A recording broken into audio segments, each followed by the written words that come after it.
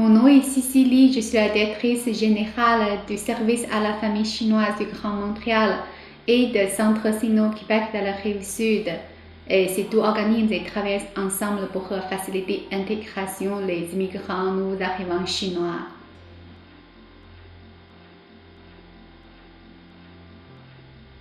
Je suis arrivée au Canada depuis presque 20 ans. Donc, j'ai fait mon MBA à l'Université du Québec. Je suis spécialisée pour la gestion d'entreprises collectives. Donc, je commence à travailler à Centre Sino-Québec depuis plus que 15 ans. Donc, après, je suis rentrée dans le poste de directrice générale.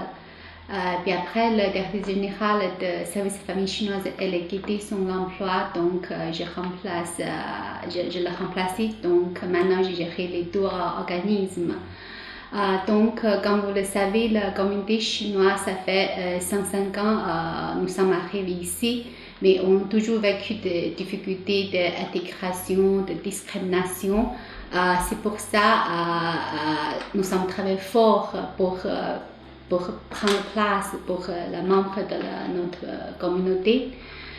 Donc, je suis invitée 3 fois par l'Assemblée générale pour présenter le mémoire, pour parler des difficultés de trouver l'emploi ou le défi d'intégration pour la communauté chinoise. Donc, je suis aussi allée à la commission de Bouchard-Taylor pour parler le défi de la communauté chinoise aussi. Donc, aussi, je siège dans plusieurs conseils d'administration ou la table de consultation jusque pour relever la problématique de la communauté chinoise et trouver la solution. Par exemple, je suis siège dans le conseil d'administration de l'hôpital chinois et de CS3S Jean de la Mance. Puis je suis aussi siège comme le membre dans le VG asiatique de service de police de Montréal. Puis je suis aussi siège dans la communauté interculturelle de la ville de Brassard. Donc, pour toutes ces actions, je veux juste être comme prendre place pour la communauté chinoise. Donc, je veux être une modèle pour les femmes de la communauté chinoise. Donc, pour le montrer si je peux le faire, vous pouvez le faire aussi.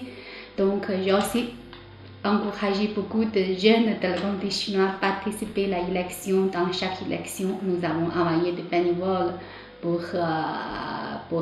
recruter des gens pour voter, pour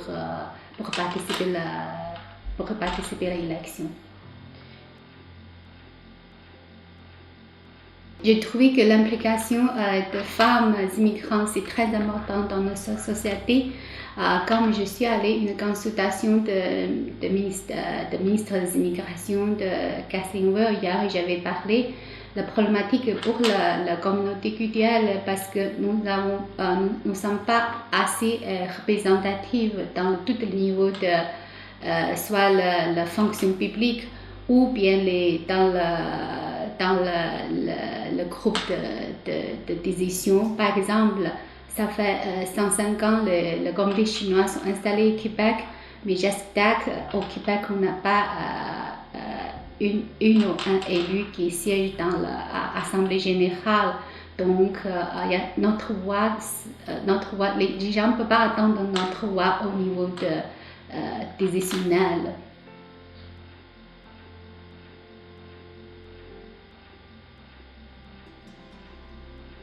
Pour les femmes immigrantes viennent d'arriver, je devrais dire que ce serait très difficile parce qu'on est face à tous les défis comme l'intégration de l'emploi, le choc culturel et le changement de mentalité.